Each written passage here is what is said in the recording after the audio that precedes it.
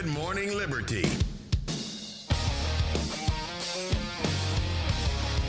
Well, what is up, all of our liberty-loving friends? This is another fantastic episode of Good Morning Liberty. My name is Nate Thurston. Across from me is Mr. Charles Chuck Thompson on a beautiful morning here in Nashville, Tennessee. Windy Nashville, Tennessee. We missed yesterday because of all the tornado warnings and stuff we've been getting. Not been getting a lot of sleep. Been up at night, just kind of looking out the window, waiting for the tornado to come by and sweep us up. It hasn't happened yet. We are here, but we did have to skip yesterday, which is unfortunate because there was quite a lot of stuff to talk about yesterday as it pertains to our new war that has been declared on trade. And so we're in the middle of a tariff war right now. I see the news this morning is that China has announced a retaliatory tariff. They're going to match the tariff rate that we just set on them, which is funny because the rate we set on them was supposed to be matching their tariff rate in retaliation, but they had to raise their tariff rates to match the one that we just put on them to match their tariff rate. It's to reciprocal tariffs, not retaliation. You guys know what I mean. So it's Dumb Bleep of the Week. That's the day of the week where the live group throws in submissions. We throw in submissions. People on X throw in submissions. We put together normally about 10 things, and we talk about them. And then the live group, the Fed Haters Club, join gmail.com. They go through and they vote on those things to decide which is, in fact, the dumbest thing. I will warn you, today's Dumb Bleep of the Week episode might be a little bit different from normal because we did not get to talk about these things yesterday. There is a greater chance than not of a recession, and also the idea that we might not make it all the way through Dumb Bleep number 1 or 2, and so that's it's about the same odds that we have of going into a recession right now, which is like 65% from what I'm seeing at the moment. So we're going to talk about those. We're going to talk about Dumb Bleep number 1, which of course is the tariff war. Oh boy. So the news on this, the White House released a little fact sheet here. Trump declares national emergency to increase our competitive edge and strengthen security. Who can be against that? I don't know why anyone would be against that. That sounds good. If we're not doing that, it's a bad thing. Here's a little bit of that. Pursuing reciprocity to rebuild the economy and restore national and economic security. Today, Trump declared that foreign trade and economic practices have created a national emergency, and his order imposes responsive tariffs to strengthen the international economic position of the United States and protect American workers. See about those things, those emergencies? Ah, man, emergencies. Ooh. He got these emergency powers. I think we gave these powers to the president back in the 70s, I'm pretty sure. And so now you just got to declare an emergency, and the president can't listen for or against tariffs and all that, whatever. We don't have to talk about that at this moment. We'll talk about that in another moment coming up here soon. Should the president have the ability to just decide that we're all going to pay taxes on all of our goods? Now, it's easier to do that when you've convinced a large portion of the population that somehow the other country pays that tariff. But when you actually look at what's really happening and the fact that we're going to be the one that pays the tariff, that means the president has decided to impose what's estimated to be like $600 billion worth of new taxes on the American people, on businesses and on the American people without Congress having any say-so in the matter. And which that's I think Rand Paul did a good job of explaining. He did. You're right. This power was given to the president under the Emergency Economic Powers Act of 1977. How about that? So then now we're using it here in 2025. I love emergencies. We have a manufacturing emergency. Now, the emergency... We'll probably talk about this a lot next week as well, so we can go into there's so many different parts of this that are very important for us to talk about. You can talk about manufacturing jobs leaving and going overseas. Something like actually 70% of those didn't leave and go overseas. They left because we don't need people to do them anymore because computers are doing them instead. They've left through efficiencies where you used to have someone pull a lever or hit a button. Now it's just a computer program that runs, and that person lost their job. Doesn't mean that job of pulling a lever and hitting a button went to China. It just means it doesn't exist anymore because we've grown past that in the way that we don't have to hand plow a field, that kind of thing. Have you guys ever seen manufacturing plants? Like, it's pretty crazy. Yeah. Like new ones. There's only a few people in there. Yeah, you just need one guy in there with a whip to keep the robots in line, and that's about all you need. I mean, it's impressive. Yeah. The mechanical engineering and the inventions that have gone into manufacturing is very impressive. There's this weird... Not a single person touches your Oreo, Do you really think... Like, people have this nostalgia thing about this era that they didn't live in, but that we've seen we've portrayed in movies and stuff like that. But they have this nostalgic feeling for this era where you just went to your factory job and worked and toiled away doing this manual labor factory job all day, and you came back to your house that didn't have air conditioning in your shitty car by today's standards and all that. Didn't even have a bathroom in your house. It was outside. Oh, I'm talking about like the 50s. You had an indoor bathroom, Some people had bathrooms and some people had air conditioning. But do you really think this is what Americans are... What we long for is a day where our money does a better job, goes further, buys us more things. That's the day that Americans are actually longing for. And it has nothing to do with manufacturing. We associate that with the days back when people used to have these manufacturing jobs. But that might be a correlation. That doesn't mean it's a causation. We should be blaming... this is a different... We're just skipping right into it right now. But man, I've been on fire about this stuff, okay? Yeah. We are skipping over the main reasons that this has happened, which honestly you could just boil down to the Federal Reserve and the government overregulation, to unions, things like that, making our factories way too expensive to have here. But mainly the devaluation of our currency and the government making everything so darn expensive for people to make it unaffordable. And so we're longing for the days where life was seemingly easier for people and saying, well, that must have been when John went to the factory and hit a button and pulled a lever all day. And that is why people lived so great back then. Is because he hit a button and pulled a lever. Became an alcoholic. Beat his kids when he got home because he hated his job so much. His job and couldn't take it out on his boss because they needed the money. Like, what do you think? We're going to bring the factory back to America and then everyone's going to be happy? The factory, first off, the factories themselves would need to be like bare minimum wage jobs. Then you got to ask people, would you rather work at a McDonald's burger factory called a McDonald's restaurant, or would you rather go work in this dangerous indoors crappy factory making T-shirts and stuff like that? For like $15 an hour. For $15 an hour. Which one do you want to do? You probably just rather go work at the restaurant or whatever that is, No, they'll want to bring the factories back, but needs to be like 25, 30, $35 an hour, something like that, nice, good paying job, like what some of these people at GM and Tesla make and all that.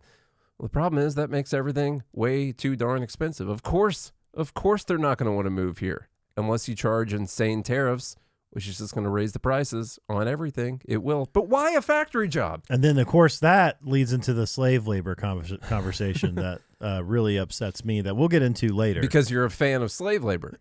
No, it's just that it's not slave labor. Well, some of it is. I mean, there are actual slave labor happening. Yeah, but a very small percentage. It is a super small percentage of the actual labor that we're getting. So I want to get into what I think. It's just that these people work for less wages than Americans do. Yeah. Well, they'll call it slave labor sometimes because the wages are so low. Let me tell you about what I think the dumbest thing is. I understand why libertarians just don't vote for people that have a chance of winning. It would have been way easier to just look at all of this and say, well, I didn't vote for that. Don't blame me. I didn't do anything. Mm-hmm. I didn't do this. Of course we knew this was going to be terrible. And by the way, we did know that Trump was going to do a lot of tariffs. I mean, he was on the campaign trail talking about 300% tariffs on stuff on China. Like, this is a campaign promise, It really is. And he's been following through on his campaign promises. Mm-hmm. And in fact, he's exceeding everyone's expectations on the campaign promises. On all of them. So they put out these fact sheets on what countries are charging us. And I want to tell you why this bothers me so much. It's because this is what so many people will use to justify the tariffs. They'll say, well, how can you be mad when they're charging us this much? It's only fair that we charge them the same amount or something close to that amount. And you can kind of get that. Like when we talk about reciprocal tariffs, if China has 100% tariff on an American-made car, well, we could put 100% tariff on a Chinese-made car or something like that. And I guess it's fair, right? Like they're hurting their people, so we might as well hurt ours at the same time to make it fair for everyone. Yeah.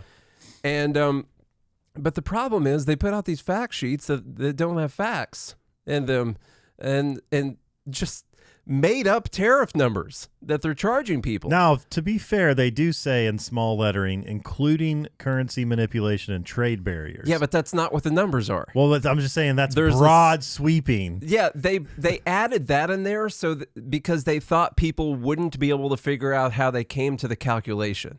So they say, well, we did our own very, very complicated math on this and figured out, currency manipulation. Well, I'm not going to try and figure out this number. And I don't even know what currency manipulation is. I'm not going to look at this number.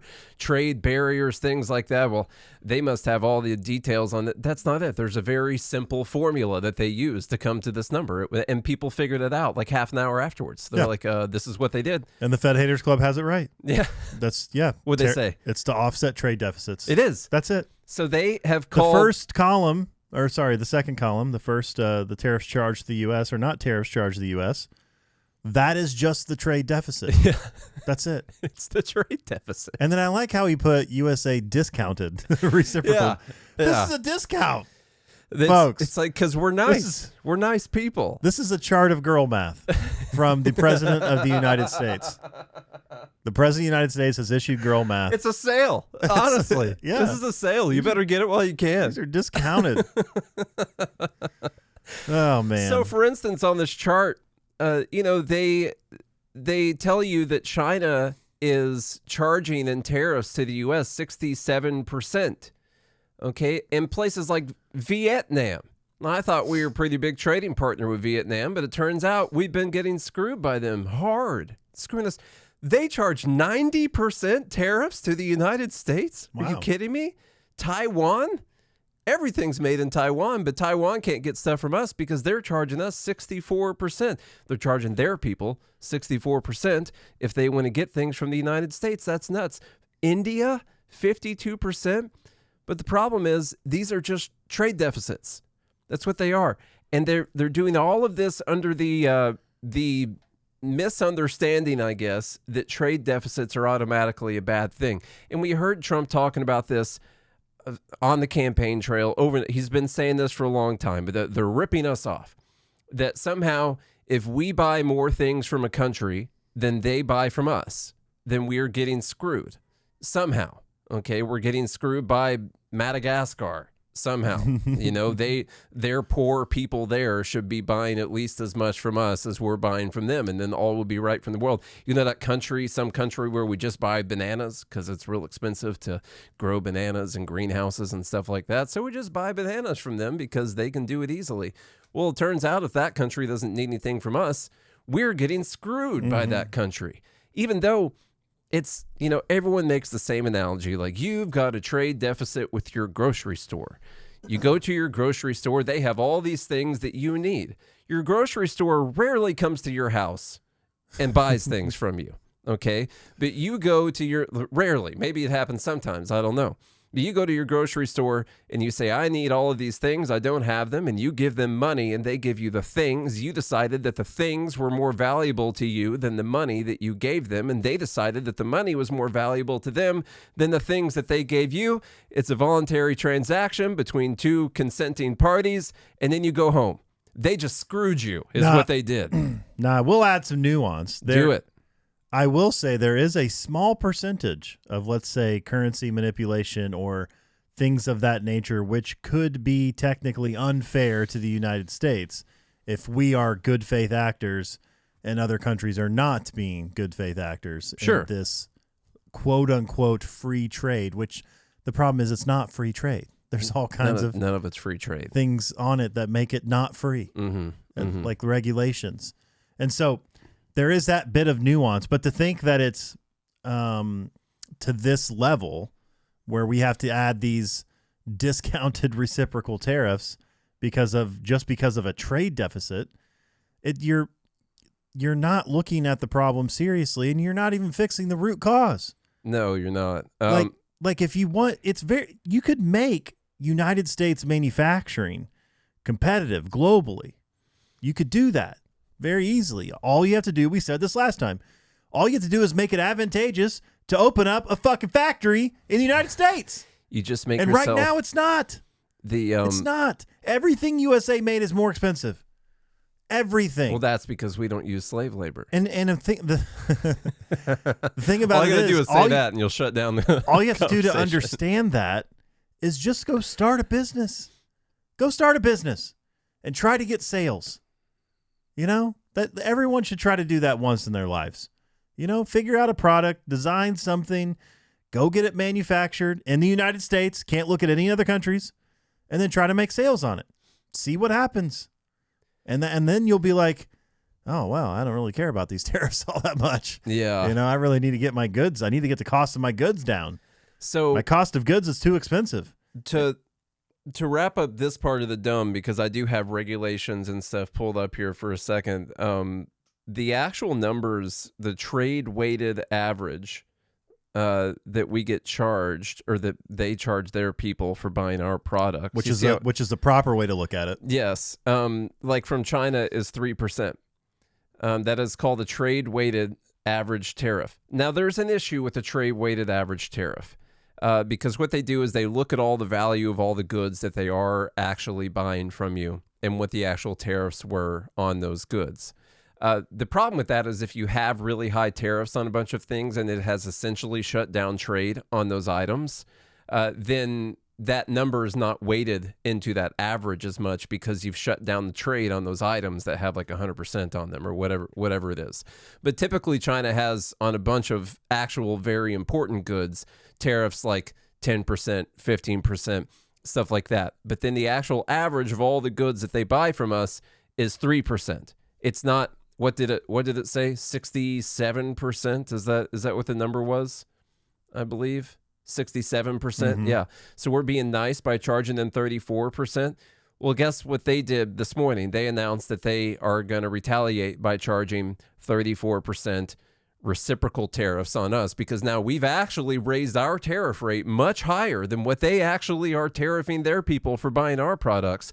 And so now, given all this logic, they're within their purview to raise their tariffs on America to what we are charging them by this logic. Now, and the market is not liking this, by the way. It's down. I like it when it's up, but it's down right now at the moment. Another 3.6%. It was down 5.2% earlier today. We were actually heading towards halt territory this morning, just like an hour ago in the market. 7%? 7% is the halt. Is it? And so we were heading towards that, but now it's picked back up just a little bit. Tesla down 8.5%, Apple down 4% right now. Yeah, it's not good. Now, what Republicans are doing now, MAGA people are doing now, like, oh, the market doesn't matter. It's not important, you know. Even though that was the most important thing during Trump's first term. It's a convenient position to take at the moment. Let me tell you what. It does matter. Now, is it temporary? Yeah, it's probably temporary. You look at the market 5 years from now, it's probably going to be up a lot higher than where it is. It's probably going to be over the most recent all-time highs that we've had. It's still going to be up. But right now, it's not good. We are, I think, starting to price in a recession now. And that's not good. It's not good for Trump. It's not good for the American people. It's not good for Trump. It's not good for Republicans. It's not good for anyone who doesn't want us to swing hard left in the next election at all. And so there's a lot of not good things happening right now because if you're a business, you're trying to figure out what the hell am I doing right now? What do I charge for my products? Prices are super important, by the way, in the market. They're like the most important thing. The ability to charge prices for your items freely is very important. And you need to know what to charge. You need to know where you're going to be sourcing your products, what countries you need to buy from, whatever it is. And if you're going to have to buy in the United States, you're going to have to raise your prices quite a bit to be able to buy from the United States. That's just the fact of the matter. But the absolute dumbest thing here was the calculation, the fact that they put out all of these fake tariff numbers from all these countries that are just not, these are not the tariffs that they charge us.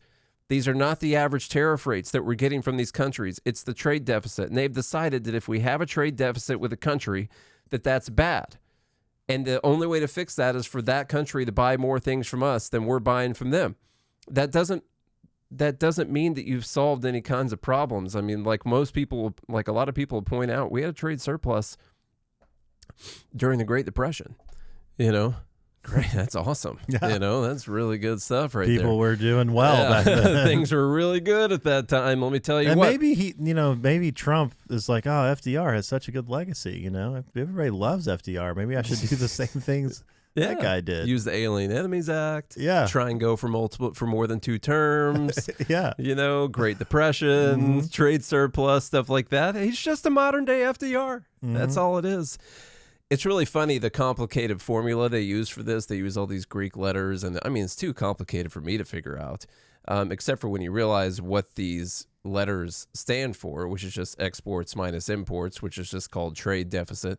And these Greek letters down here, one of them stands for the number 4, and the other one stands for 1/4, meaning the two of those just mean 1, meaning that they don't exist, meaning that this one is the only one that matters, which is the same as that one up there, which is imports. That's all it is. So it's just the trade deficit divided by the imports. That's it. That's all it is. But they put out this super complicated formula. Which, by the way, trade deficit divided by imports is just trade deficit. Well, trade deficit is trade deficit. Yeah. But then they're trying to find this rate of screwage. That's the official term, is your rate of screwage. What is it? And that's what they've decided the tariff rate is. Let's see. Yeah, plenty of things here. Then we showed you that that's not what the actual tariff rates are. This was a nice paragraph from a article from Cato. Don't typically go to Cato a lot, but they've got some good things on this so far. They said Trump and his team have fallen prey to one of the most basic economic fallacies, that a trade deficit is bad. But what is a trade deficit? It means that a country imports more goods from one country than it exports to that same country. There's no reason to assume that all trade will balance. We might want, say, a lot of bananas from countries that have climates hospitable to growing them, while those countries may not demand any of the goods that we produce. Like, why does that matter? We paid them money for something that we needed, and they gave us that thing. Yeah, you can think about this in all kinds of ways. I mean, and then there's things that other countries are just really good at. Yeah. Like the United States is really good at refining oil. Who's not? A lot of countries in Africa. They're not good at it. So they're more likely to buy those types of goods from us. And then, people in Africa might be really good at doing other stuff that we're not. Mm-hmm. Weaving baskets. They got to do other stuff. We do a lot of underwater basket weaving. That was a big thing in college, know. So there's a lot of economic principles you have to understand. And again, I do think there is some nuance. I do think that there is some negotiation that can happen when you have tariffs on the table. But to put out like this blanket reciprocal girl math type of tariffs on everything that's not the answer. Yeah. And all it's going to do is not fix the root cause of the problem, which is what Nate was talking about previously, which is if we want to get back to actually making America great again, the problem is you have to stop decreasing the value of the dollar. That's the actual problem. When you have asset prices increasing far beyond wages, when you have your purchasing power of the dollar diminishing to basically nothing, then no one's going to live as good a life. You're not going to be able to support a family of 4 on one income. It's like you used to be able to do in the 50s, let's say. It's just not going to fix. So it doesn't get to the actual root cause of the problem, and all it's going to do is exacerbate inflation and actually continue the problem that we currently have, which is price increases and the value of the dollar not going near far enough. It's going to do a lot more than that too. I mean, we could actually end up shutting down a lot of production. We could actually end up in an actual recession here, depending on how much retaliation we get from other countries and how much this actually hurts businesses. Remember, the businesses can raise prices, the ones that are paying this, as long as people can afford them. Like the amount that they can raise prices is somewhat determined by what their customers can afford to pay. And then the other part of that, they'll have to eat those costs on their own. Or shut down the business if it's not advantageous. You're not making a profit. And if they can't, it's not worth it. all of this money has to come from us somehow. Some of these businesses that are going to eat some of these costs are like, oh, it's not going to be the whole cost passed on to the consumer.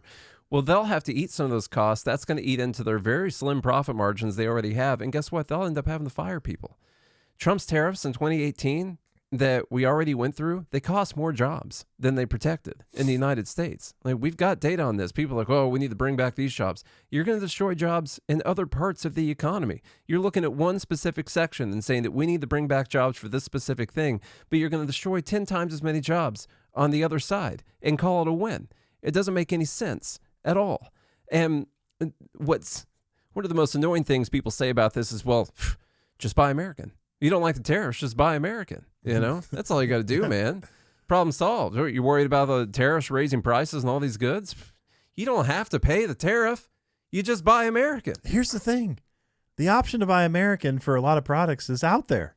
Yeah. Why don't people just do it? It's more expensive. It's more expensive. That's why they do it. Yeah.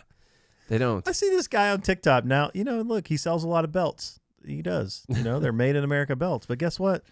They're $100. Yeah. This guy he handcrafts nice leather belts. They're nice. If you want a nice American, USA stamped, made, handcrafted leather belt, you can get them from this guy's TikTok shop for $99. Yikes. And they're nice.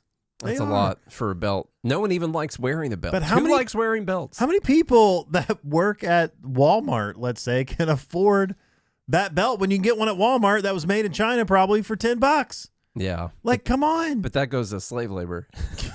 It just always goes back to slave labor. That's like one of the most the most commented thing I've seen personally. I don't know if the data will actually flesh that out, but that's what I've seen, and it really pisses me off because there was a great economist who talked about, actually I think this was Jeffrey Sachs who talked about how we sit here in like our American ivory towers, you know, all rich, looking down upon these people who are willing to accept lower wages. And, you know, I did the math. The average manufacturing job in China pays the equivalent of about $1,200 a month in United States dollars. Yeah.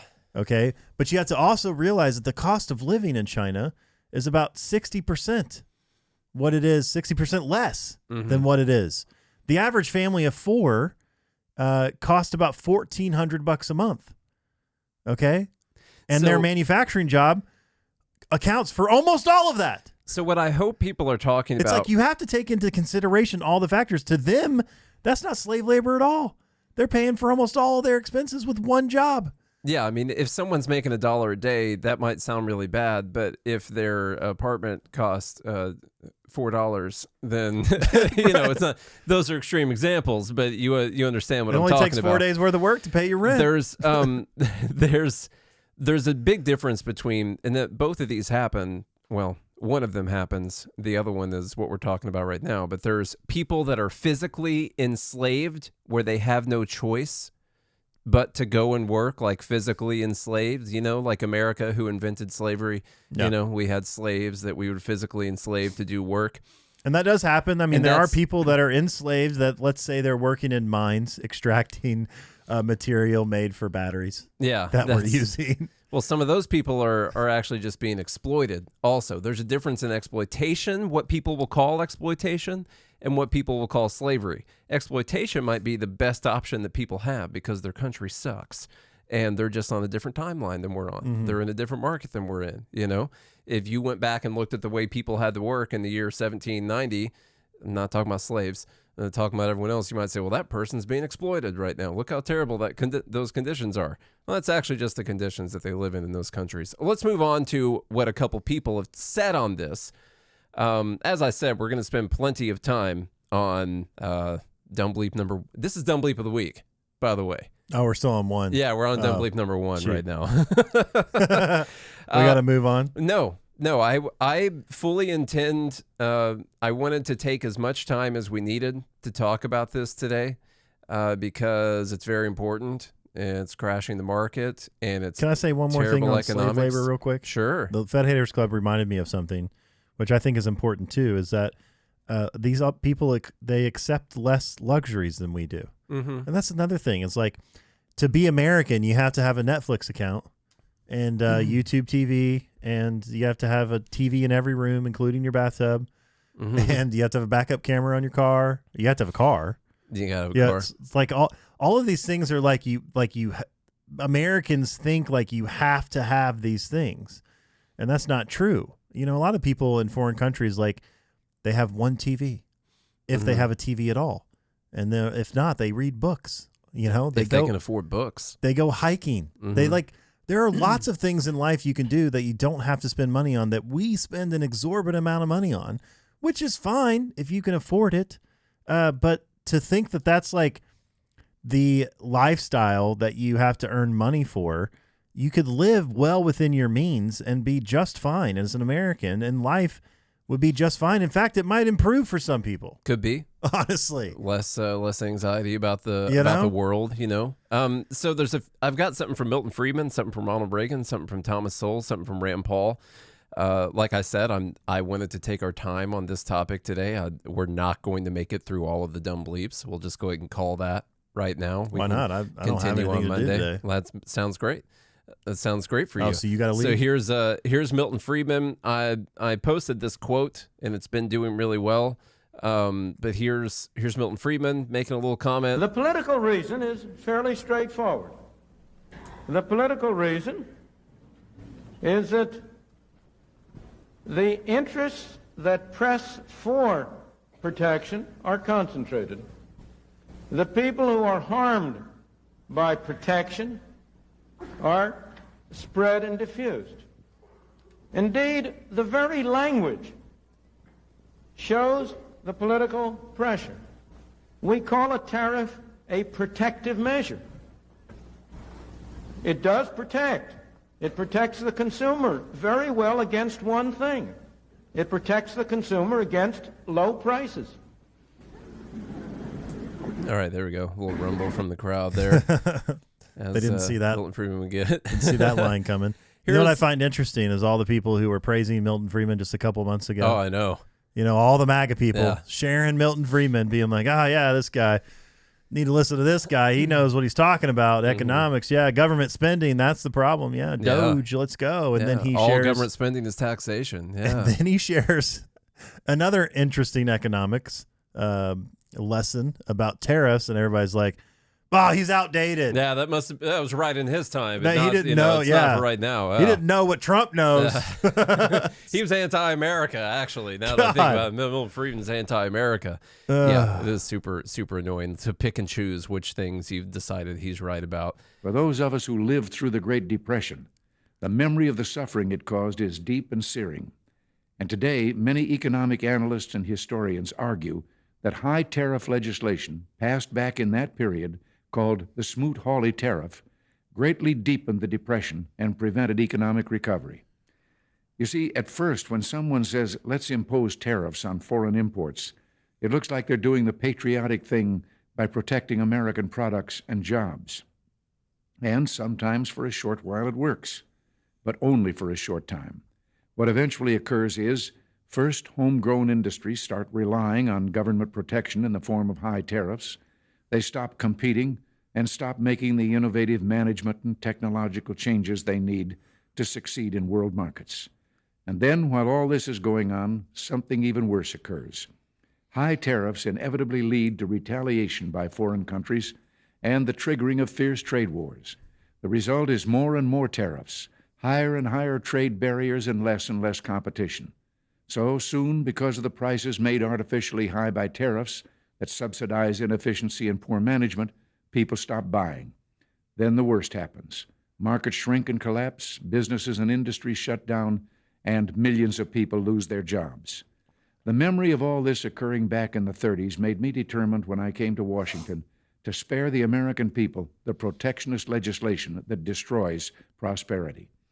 Now, it hasn't always been easy. There are those in the Congress, just as there were back in the 30s, who want to go for the quick political advantage, who risk America's prosperity for the sake of a short-term appeal to some special interest group. All right.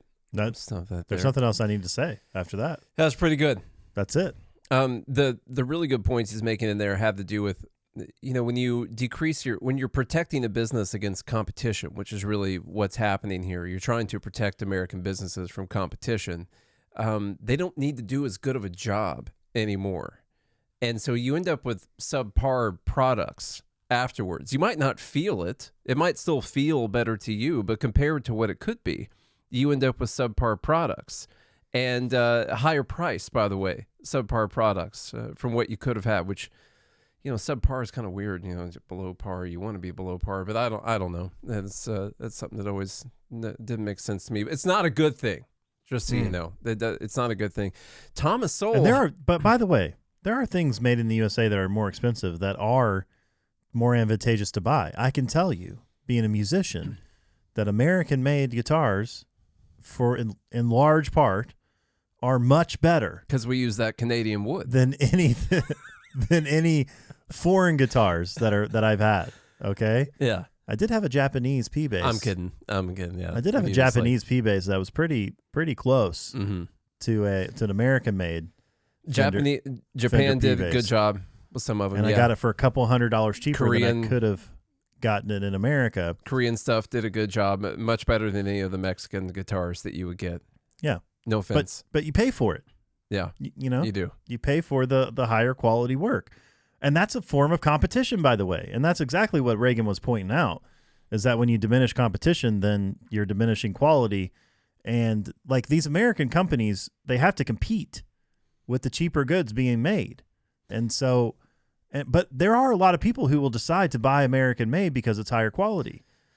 And I think that's a good thing. The problem with the whole American businesses needing to compete with the rest of the world is something that I want people in the government to think about, and they're not doing it. We've already mentioned it a couple times, but our government places barriers on American businesses being able to compete with the rest of the world. This is the actual root cause of the problem, which we'll get to here in a second, after I play this clip from Thomas Sowell that was released yesterday, I believe. He happened to record an interview on April 1st, 2025. How about that? The full interview is going to be released on April 15th, tax day, so that's nice. He's still going. He's like 90 million years old, and he's still out there talking. He had some comments on Trump's tariffs. What do you make of the present President of the United States and his tariffs? It's painful to see what a ruinous decision from back in the 1920s being repeated. Now, insofar as he's using these tariffs to get very strategic things settled, and that he is satisfied with that. But if you set off a worldwide trade war, that has a devastating history. Everybody loses because everybody follows suit, and all that happens is that you get a great reduction in international trade. The other, it's disturbing in another sense. Franklin D. Roosevelt, when he was president in the 1930s, said that you have to try things, and if they don't work, then you admit it, you abandon that, and you go on to something else, and you try that until you come across something that does work. Now that's not a bad approach if you are operating within a known system of rules. And Thomas Sowell knows this because he was alive in the 30s. But if you are the one who's making the rules, then all the other people have no idea what you're going to do next. And that is the formula for having people hang on to their money until they figure out what you're going to do. And when a lot of people hang on to their money, you can get results such as you got during the Great Depression of the 1930s. So if this is just a set of short-run ploys for various limited objectives, limited in time, fine, maybe. But if this is going to be the policy for 4 long years, that you're going to try this, you're going to try that, you're going to try something else, a lot of people are going to wait. I think what happened in the stock market recently, when things came down substantially, for quite a while. And I note that various people are holding on to their money before they do anything because they don't know where this is going to lead. All right, so what he's essentially warning there is a recession to depression type scenario that we could be going into because of uncertainty. Because of uncertainty, which is true. Then the last clip that I brought up here was from Rand Paul. I actually haven't watched this one yet. I liked it. I might have even retweeted it, but I haven't watched it yet. You just trust Rand Paul. Let's see what Trump-hating, anti-MAGA rhino Rand Paul had to say about Trump's tariffs. I think I And have yet that tie, by today the way. we are here before the Senate because one person in our country wishes to raise taxes. Well, this is contrary to everything our country was founded upon. One person is not allowed to raise taxes. The Constitution forbids it. The Constitution was so concerned with the power of taxes, which some have said the power of taxes is the power to destroy. But our founding fathers were so concerned with this that they said, no, the president will not have the power to legislate. The president will not have the power to tax. Only Congress will be able to tax the people, and only by originating tax bills in the House. All right, so there's that. There's a nice little ad for Young Americans for Liberty there at the end. Thank you for that video clip, Yal. We appreciate it. I think he's right about that. Even Ben Shapiro on his show yesterday was like, yeah, it was probably unconstitutional what he's doing right now. Honestly, our best hope right now is that a rogue liberal lefty federal judge purple hair judge comes in and shuts this down. That's the best hope for America right now. Is that a rogue judge comes in and shuts this down. He's going to get sued by some different manufacturers that are importing goods, and they're going to say he doesn't have the authority to do this, that we're not actually in an emergency. I think you can do things like reciprocal tariffs, but since they lied about the reciprocal tariff numbers, I don't think it's going to work. Just so you guys know, that's my hope anyway. I guess I'm going to wait for that to happen. Let's see. We went through all the final thoughts before we talk about this all next week too. As we've been alluding to many times, I found part of the root cause of the problem, and there's a website called Doge.gov. They've done a great job aggregating, putting together things like the Code of Federal Regulations, which has 98.6 million words in it, and that's big. That's a long book. It's a lot. It's a whole lot. 215,000 sections of regulation, just set, not pages. That even 215,000 pages would be quite a lot, honestly. That's a lot of pages. That's a big book. Yeah. This is 215,000 sections. I don't know how many pages this thing is. But instead of, and I really hope that Trump has some sort of a plan for this. Surely someone in the administration is like, you know what we should also do? We should work on why American businesses are having such a hard time competing with the rest of the world. Now, we're probably not going to lower our wages down to what some of these other countries are able to pay people. But as we mentioned a couple days ago, you could still have some of our higher wages and still bring businesses here, because it's so much better to do business in America, because we would be the most business-friendly environment in the entire world.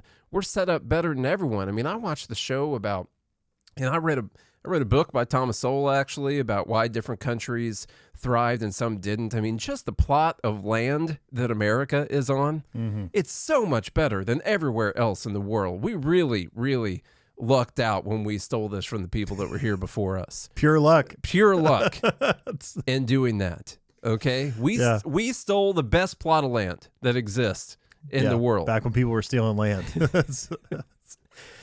Jokes, everyone. They're just jokes. You know, it was a fair trade. We bought Louisiana. I mean, we paid for that. So anyhow, we have the best plot of land. We could be the most business-friendly environment in the entire world, and everyone would flock here. Look at a place like Ireland. They're just like, yeah, we're just going to do like, no corporate taxes. And everyone's just like, oh yeah, can Ireland. That's where we're going. Ireland. Absolutely we are. All we got to do is something like that. They don't even speak Scottish. It's they don't, but they'll go there. They'll house their businesses there. You know, Yeah. it doesn't matter. Exactly. The luck of the Irish. That's all they want, man. They had Lucky Charms as a kid. They're like, screw it, I'm going to Ireland. And so we could do that, but only in a way better country, on a way better piece of land. Yeah. With these great oceans and these rivers and all the beautiful stuff that we have here. Here's another thing. People, they talk about labor costs. Labor cost averages about 20 to 30%. I can find 20%. Yeah. And corporate taxes. Yeah, you Just can. take those down to zero. Get that out of there. And then that offsets your labor cost. And then regulations. I mean, it's estimated that regulations cost our GDP something between $1 and $2 trillion a year just in regulations. That's GDP that we could be taxing. Oh, we shouldn't tax it. Just kidding. Okay. Yeah. Taxation is theft. But yeah, let's get rid of some of these regulations. There's too many of them.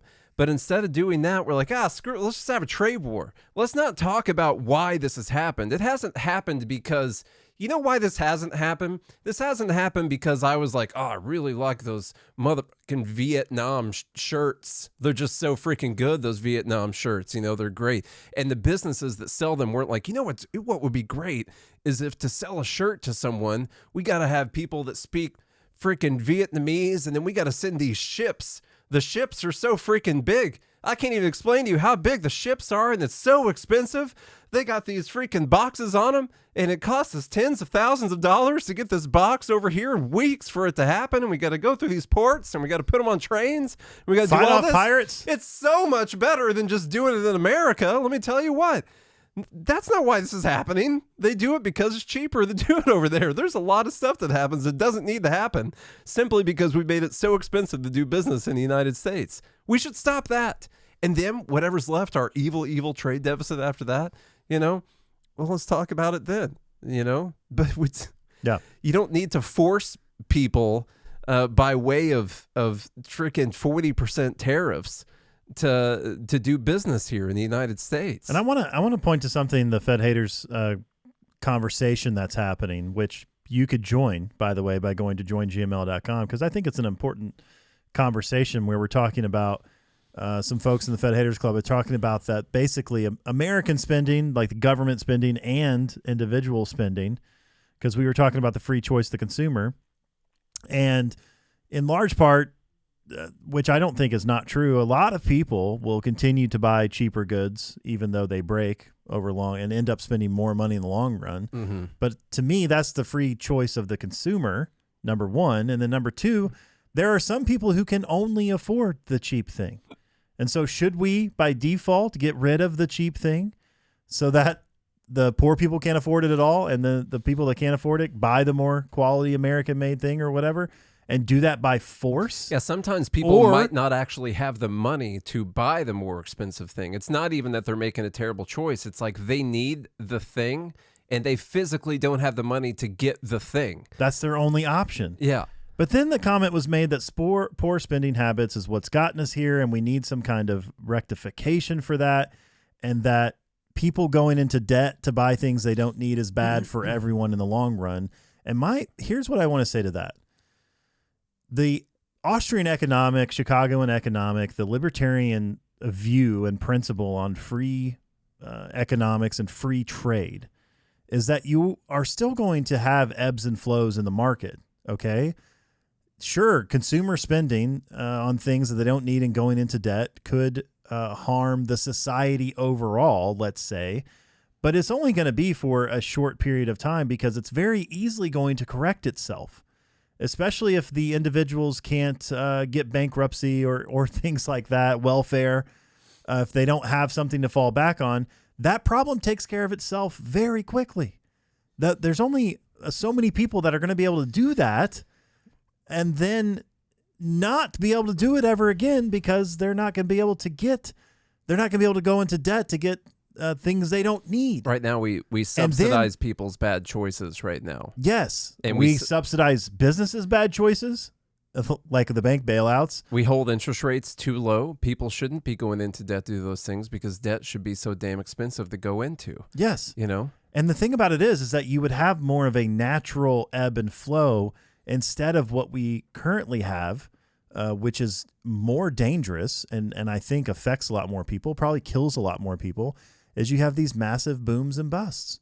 And we ride the high, the stock market's off the charts, everybody's living rich, we're getting extra Netflix subscriptions for our neighbors. By the way, these cheap... And then we come crashing down, millions of people lose their jobs. And then we got to find a way to ramp it back up. By the way, these cheap, crappy products that we buy from other countries that people shouldn't waste their money on or should buy nicer things. What's to keep American goods from going the way of cheap and crappy when they have less competition around the world? Why do you think that if we closed ourselves off from the rest of the world that we would still make better products than everyone else? We wouldn't need to. We protect those industries from competition. And then you're just going to have cheap, crappy American products that are twice as expensive as the cheap products you used to buy from China, but they're still going to be cheap and crappy, and you're going to buy a pair of pants that lasts like a month before it rips. And then you're going to have even more crazy expensive American-made stuff that people still can't afford. There's no reason that we're not going to have cheap, crappy stuff that's just going to be made here in the United States for more money. The answer is not that if you get rid of the Chinese goods, we're going to only have the nice, high-quality American things. You're going to pay the American pricing for the cheap, crappy Chinese stuff, and then you're going to pay even more for the nice American stuff at unaffordable prices. So the idea that it's just all going to be this nice, perfect American dream, perfectly made, handcrafted leather belt it's not obvious that that's what's going to happen. Yeah. At all. And look, I can speak to this insofar as my own business, which I compete with foreign folks as well. Hey, while you're talking about this, I'm going to take a bathroom break. Go ahead. All right. And you have to remain competitive as an American business because there are folks that can do the same job as you, but you have to set yourself apart. And so, look, my business is mostly services related. However, there are, folks in India that can program just as good as I can or better, and their rates are much cheaper than mine. However, I still get business because of the language barrier, to be able to manage the product, to be able to be available at certain times. But then I also lose business to folks in India or Pakistan or other places that are only going to charge a tenth of what I would charge to do the same things. And so the reason why folks will still choose, let's say, American made versus the competition is because they want those differences that set American businesses apart. And so there's still a market for that, but also I can't charge whatever I want because I'm still in competition with other folks that do the same things. And that's like to really understand like the nuances of economics. Not only do you need to study history and economics, but also like go out and start a business, try to compete, try to service your products and goods from locations, and then market that and sell it and see how you do. All right, repeat everything you just said. That's the ultimate test. I'm just talking about competition. I agree with what Charlie just said. So, anyway, that's number one. 53 minutes. 53 minutes on number one. I wonder which one's going to win this week. We really don't have time. Oh, man. Am I even done with number one yet? I don't think I am. I don't think I'm done with it yet. Okay. Let's keep going. It's also very important that people's time and labor is put to its best use. And, we already have a fairly low unemployment rate in the U.S. I know that the unemployment rate is, kind of a lot of BS in the first place, but it's still a fairly low unemployment rate. It's not that we need all of these jobs to come back and that all these people that are unemployed right now are just going to go work at those jobs or whatever. There's probably going to be because a lot of people just have stopped looking for jobs. It's maybe because they don't want to work, maybe because they're getting subsidized by the government or whatever the case may be. It's also not obvious that if people work on making shirts or whatever it is, that's the best possible thing that they could have been doing with their time. We want specialization. We want that division of labor to be done properly. And all of this is just, it's crazy inefficient, and it leads to us moving towards a world that's not as good as what it could be. I could say that I need to leave right now to go. I need to leave to go mow my yard. I really need to. You'd be like, well, why don't you have someone else do that? Well, they'll have a trade deficit with that guy. That guy's not buying anything from me. I don't want to have a trade deficit from the guy that's going to come mow my yard. So I need to leave and go mow my yard. And maybe I'll have him come over here and do the podcast for you. That'll be fine too. Or how about I just have him mow the yard and I'll do the podcast, and then I'll pay him to do that, and then I'll do this, and you guys will have a more enjoyable experience because of it. And then I'll get my yard mowed at the same time. Like, you want people to do what they're best at doing, what's most efficient for them to do. If it's, oh God, we're going to talk about this all week, aren't we? You know what I think we're going to have to do? I hate to do this. I hate to do this. We're going to suspend Dumb Bleep of the Week. Oh. A suspended Dumb Bleep. A cliffhanger. Okay? Because we have 7 more to go through. We're an hour into the show. We have 7 more to go through, and there were easily 2 or 3 more I could have thrown in there. No problem. I just cut them down because I knew that this conversation was going to take a long time. But I think we're going to have to suspend it to Monday. Uh-oh. The cliffhanger for Dumb Bleep of the Week is going to be that we actually finish Dumb Bleep of the Week on Monday. So, hey, the chat's popping off right now. They're mad. They're mad about this. They're upset. I know. But unfortunately, we're going Booker style. This is a scandal, an outrage. Booker style. We're going to filibuster the weekend. The one time I can actually watch, says one. Vote Steelers. How dare you? Good. You've upset a lot of people. I will allow people the ability to vote if they want to, but I can't call it yet. But here's the funny part. Here's what I'll do. This ACLU attorney said the president is lying when he says there are men impersonating women and participating in women's sports. That's dumb. I think that girl's trans, by the way. Is that a woman impersonating a man right there?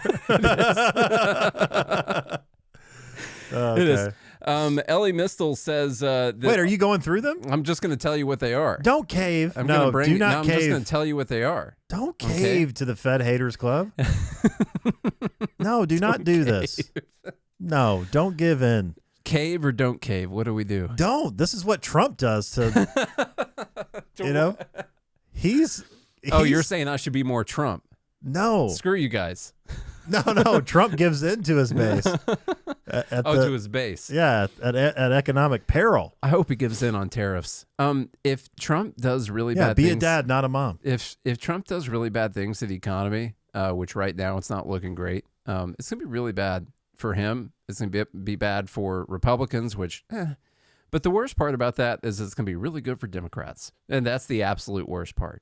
And if we create some type of recession or some type of depression, it's going to have very bad negative ramifications, not just for elections, for human beings that live in the country. That's one of the things, but also for elections into the future and future policies that we're going to have.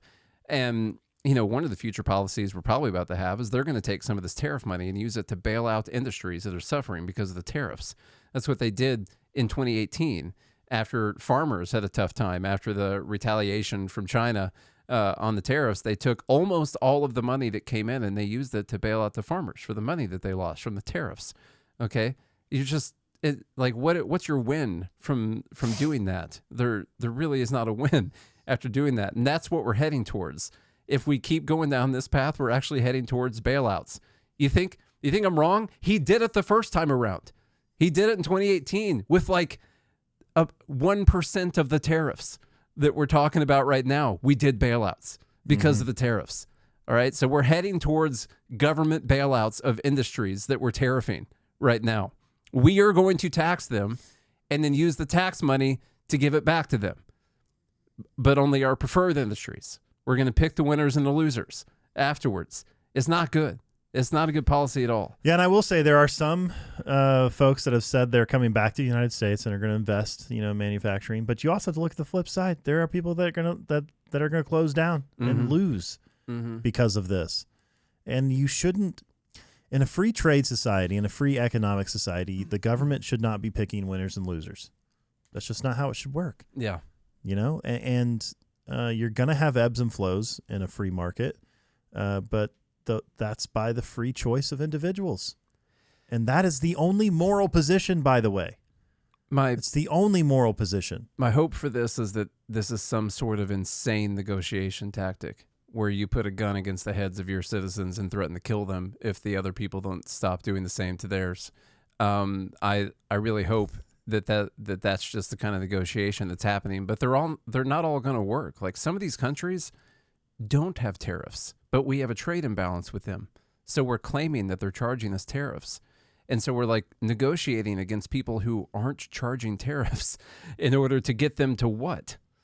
I don't know. What? Force them into buying more? What are we going to do? Send them money through USAID so they can buy stuff from us? Like that's, what are they going to do? And so some of the negotiation here just doesn't make any sense at all. But these could be taken off, and you could get a boom in the market and set things back on the right track. But it's probably going to get pretty bad before that. We did it, Charlie. We have filibustered Dumb Bleep of the Week. We have prevented the vote from happening.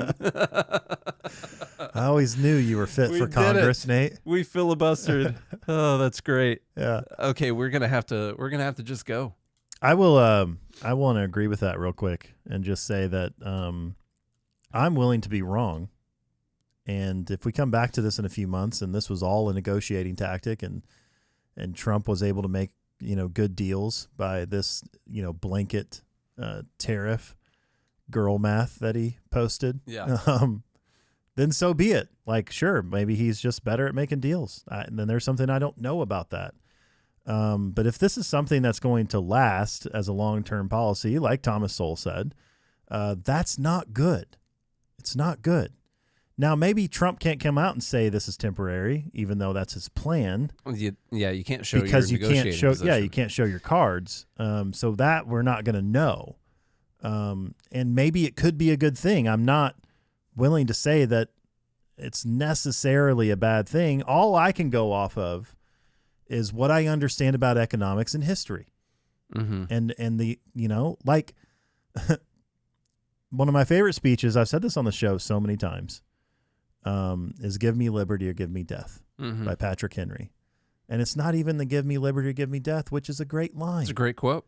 The best part about that entire speech is Patrick Henry talks about he only has one way by which his feet are guided, and that is the lamp of history. I know no way of judging the future but by the past, which is why history is so important. Yeah, but this time it's and different. He's saying, what he said in that speech is like, oh, so you're telling me that Britain is sending all of her troops because she loves us? Because she loves America? That's why all these troops and ships are showing up? No, you idiots, this is war. Okay? And so you're telling me Trump is initiating all of these tariffs because he loves America. Because he loves us. because this is unfair. And it's going to it's going to somehow bolster American economics. No. This is a trade war. These are trade war ships. There's no previous case of that happening. This could be the first time. Yeah. These are trade war ships arriving on the shores of these foreign countries, and they're going to send ships back. I do apologize for filibustering Dumb Bleep of the Week, by the way. And I just, you have to take those things into consideration and be principled.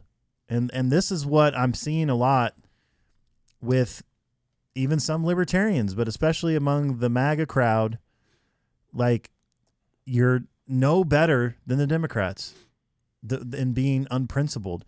And we didn't even bring in the videos of Nancy Pelosi arguing for this same thing in 1996. What is Trump just a 90s Democrat, which is what I said the first time he ran for president? There's no, and then by the way, now the Democrats are flipped on this. All of a sudden, they understand economics and how tariffs are a bad thing. Well, it's because and how you tax things, you're going to get less of, and it's going to hurt the consumers. Now all of a sudden, Democrats are taking the libertarian position on this. Well, that's because Democrats understand that when you tax businesses, it flows down to consumers. And so, yeah, Yeah. what I'm saying is, you have to remain nuanced and principled. And again, I'm willing to be wrong. And if this is an entire thing is a negotiating tactic and it's short term and we get some wins out of it, so be it. Maybe I was wrong. But the only thing I can go off of is what history and economics teaches us. And when you're looking at something like this, it's not good. It's not good. And you have to be willing to talk about that. You can't just hardline and get your rocks off for some guy just because it's your guy, you know? Sometimes, actually a lot of times, the Cowboys make really dumb player decisions. And I'm not just going to go with it just because I'm a fan. So anyway, Nate's checked out. He's on his phone. That means it's time to go. Well, if you enjoyed the teaser for Dumb Bleep of the Week, this is number 1. And on Monday, when we go through the rest of them, you'll have to refer back to this episode for Dumb Bleep number 1, and then we'll vote on Monday. That was a hell of a teaser. So I'll tell if you what. you enjoyed that, or if you didn't, then share it around, get more people to vote. Maybe you could get more people to vote on your side on Monday. There's still time. There's time to get people into the Fed Haters Club. Join gmail.com or godhatesfeds.com. Go do that. Visit the links in the show notes to support the sponsors that support this show. Share the show around. Leave us a rating and review on Apple Podcasts and Spotify. And if you do all that, then we'll be back again on Monday. Hope you have a good day and a good morning, Liberty.